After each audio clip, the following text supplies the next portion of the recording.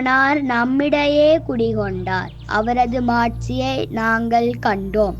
புனித லூக்கா எழுதிய நற்செய்தியிலிருந்து வாசகம். அதிகாரம் 1, திருவசனங்கள் 26 தொடக்கம் 38 வரை.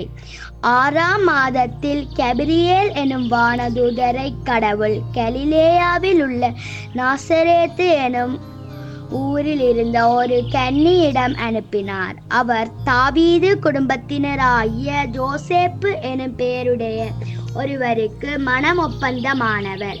அவர் பெயர் மரியா. வானதூதர் மரியாவுக்கு தோன்றி, அருள் நிறைந்தவரே வாழ்க, ஆண்டவர் உம்மோடு இருக்கிறார் என்றார். அவ்வார்த்தைகளை கேட்டு அவர் கலங்கி, இந்த வாழ்த்து எத்தகையதோ என்று எண்ணிக்கொண்டிருந்தார். வானதூதர் அவரை பார்த்து, மரியா, அஞ்ச வேண்டாம், கடவுளின் அருளை கண்டடைந்துள்ளீர். இதோ கருவுற்று ஒரு மகனை பெறுவீர். அவருக்கு இயேசு என்னும் பெயரிடுவீர். அவர் பெரியவராயிருப்பார், உன்னத கடவுளின் மகன் எனப்படுவார். அவருடைய தந்தை தாவீது அரண்மனையின் ஆண்டவராய கடவுள் அவருக்கு அளிப்பார். அவர் யாக்கோபின் குடும்பத்தின் மீது என்றென்றும் ஆட்சி செலுத்துவார். அவருடைய ஆட்சிக்கு முடிவே இராது என்றார்.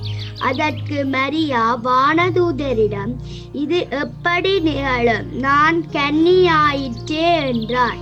வானதூதர் அவரிடம், தூய ஆவி உம்மீது வரும், உன்னத கடவுளின் வல்லமை உம்மேல் நிழலிடும். ஆதலால் உம்மிடம் பிறக்கப் போகும் குழந்தை தூயது. அக்குழந்தை இறைமகன் எனப்படும்.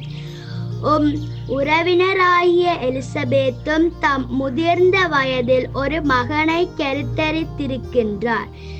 கருவுற இயலாதவர் என்று சொல்லப்பட்ட அவருக்கு இது 6ஆம் மாதம், ஏனெனில் கடவுளால் இயலாதது ஒன்றுமில்லை என்றார். பின்னர் மரியா, நான் ஆண்டவரின் அடிமை, உன் சொற்படியே எனக்கு நிகழட்டும் என்றார். அப்பொழுது வானதூதர் அவரை விட்டு அகன்றார். இது ஆண்டவர் வழங்கும் அருள்வாக்கு. கிறிஸ்துவே உமக்கு புகழ்.